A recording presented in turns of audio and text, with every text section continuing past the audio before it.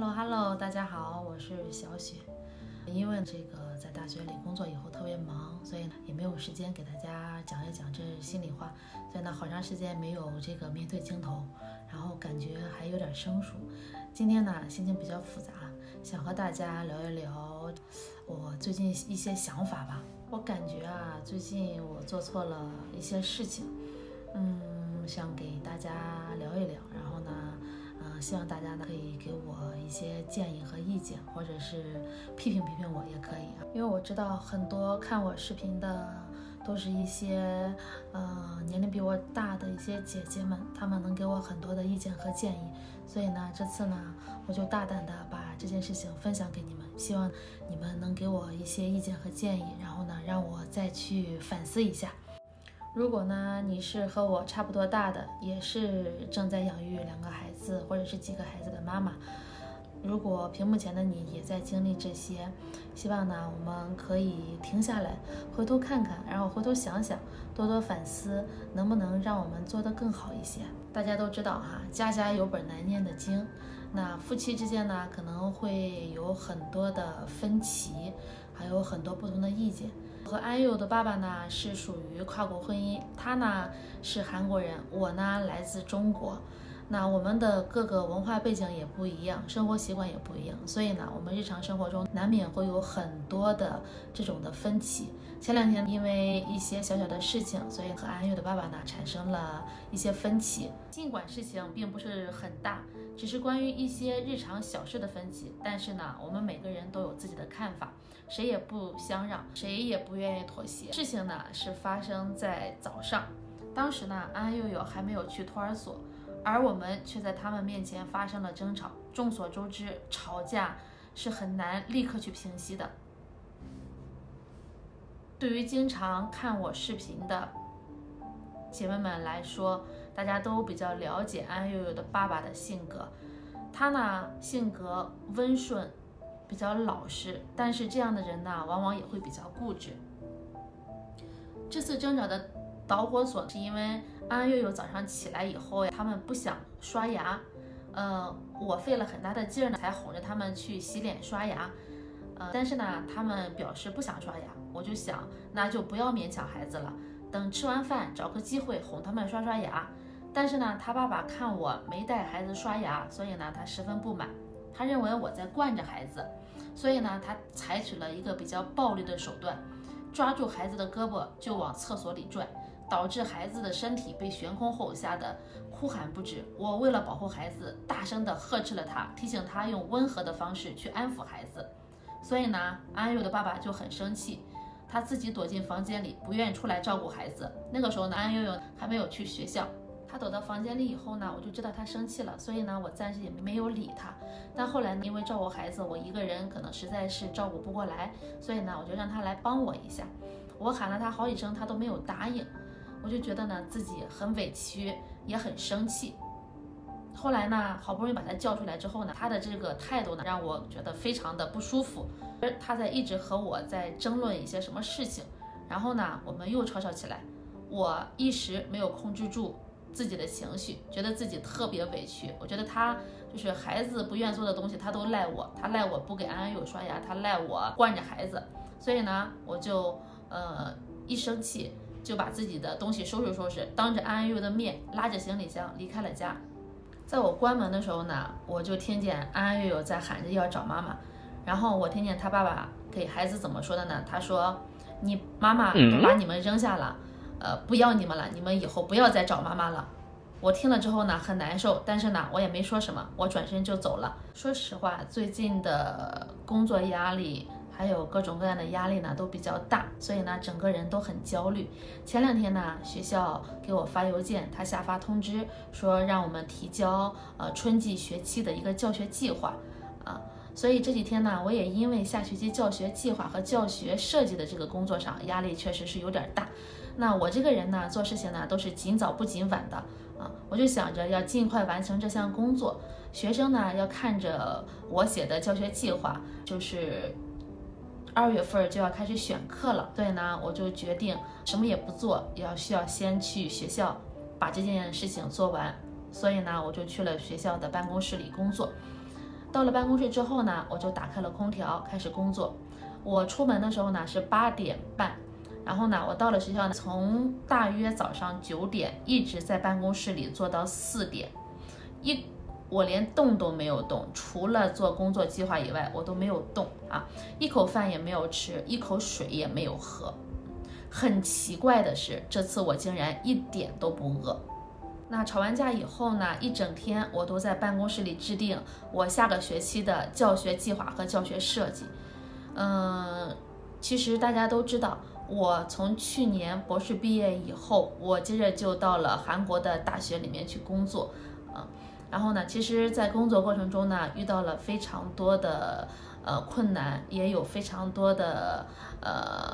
就是有一些不适应吧哈。然后呢，也会有各种各样的工作压力啊。但是呢，我一直都想着自己给自己解压。尽管有的时候呢情绪难以控制，但是呢，我觉得在大学工作以后呢，我的情绪真的就是怎么说呢，自己得到了很多的控制，因为都是面对很多学生嘛，所以呢，就是以自己最为平缓的一个状态去和学生去沟通交流啊。所以呢，我觉得在大学里面呢，我的情绪也得到了很多的锻炼，但同时呢，也有很多的压力。其实，在韩国大学里工作吧，我觉得对于我来说，最大的困难就是来自于语言上的压力。那很多人说，哎，你到韩国这么多年了，然后你也是博士毕业，你怎么语言就不行？其实不是语言不行，而是因为毕竟不是原语民，我也没有完整的学习过他们的一个这个从小学一直到高中的一个这种系统哈。所以我无论语言学得再好，但是呢，总是会有很多不适应的地方，然后有很多看不懂的单词，像很多的专业术语呀，很多的这种的公文上的写作呀，我也会有很多的困难。然后我在办公室里呢，用韩语完成了我新学期的教学计划，一共总共是4份教学计划。我呢，从早上9点一直到下午4点，一共是花了7、8个小时。其实内容很短，但是呢，我需要不断的打磨，然后呢，想想用哪个韩语比较合适，然后怎么样去翻译啊。我在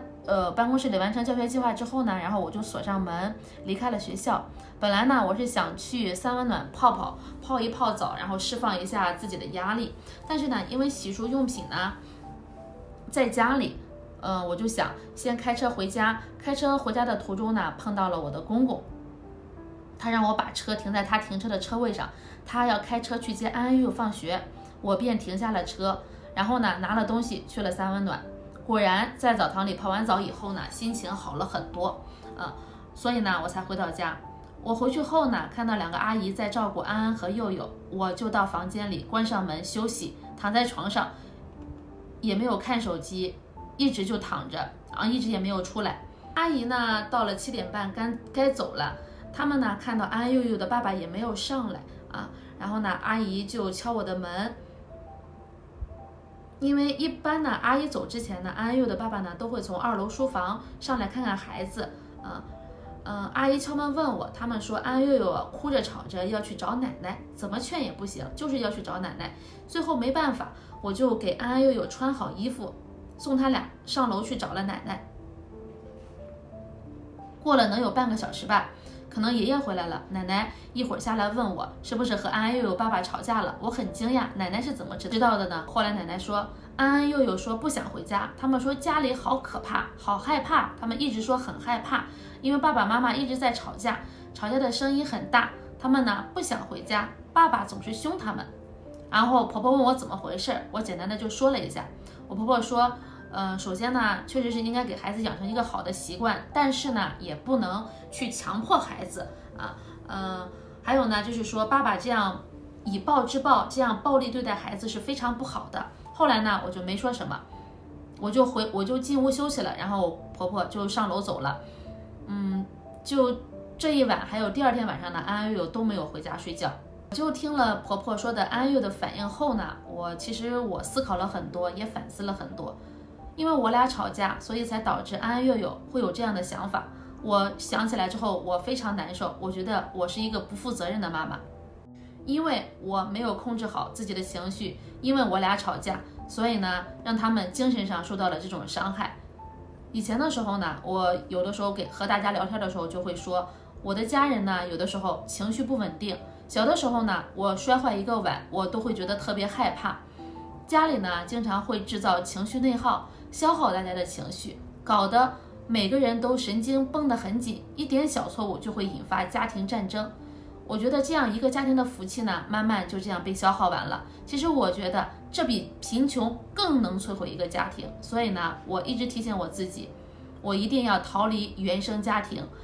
以后有了孩子之后，不要在孩子面前和家人发生冲突，造成这种紧张的家庭氛围。但是我的不稳定的情绪却又让现实这样重演了，这导致我近期非常焦虑。我一直想控制自己的情绪，但是可能因为最近工作压力比较大，没有地方释放的原因吧，所以一直自己的情绪得不到很好的控制。大家都说家家有本难念的经，我不知道是不是只有我家是这样的情况，还是各位姐妹们也有这样的情况。其实这次的事情呢，真正的让我明白了，我们的情绪不仅影响着我们自己，还深深的影响着我们想要爱护和保护的家人们，特别是家里有宝宝的家庭。这次安安悠悠逃避回家，让我反思了很久很久。后来我发现，家庭内耗对于孩子而言是一种非常沉重的负担。他们虽然现在还小，但是如果家庭成员之间持续的争吵、冲突和紧张的这种关系，会在孩子幼小的心灵中埋下危险的种子。孩子他们虽然现在小，但是他们并不是不懂事，我们也不能以孩子现在还小，什么都不懂为由，在他们面前制造恐慌、慌张的情绪。虽然我们可能是没有意识的，长期以往，我觉得会让他们的性格变得过于胆小和敏感，这对于塑造他们健康的人际关系和情感发展来说，都是一个极大的障碍。可能说的这些有点说远了哈，其实我非常清楚在孩子面前吵架会带来一个什么样的影响，但是呢，我确实是控制不住我自己，这是我自己的问题。为了避免这种情况的再次发生，所以呢，我和安悠悠的爸爸商量了一下，如果吵架的话，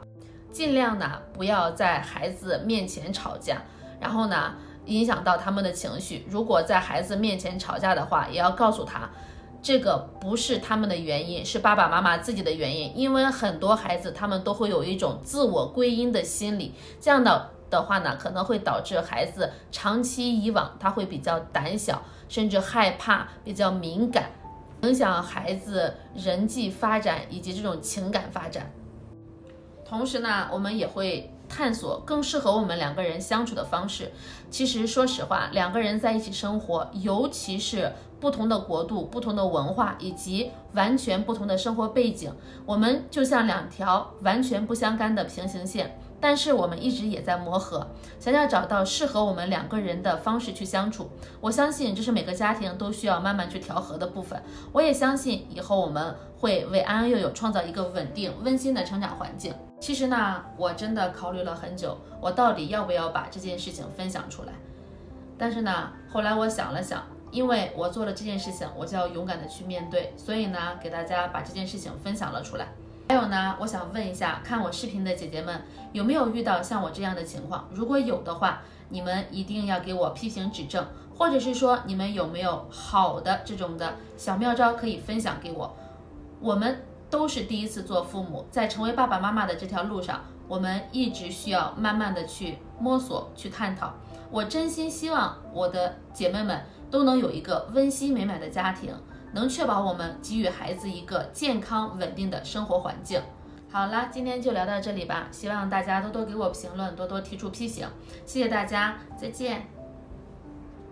大家不要忘了点赞评论哦，再见。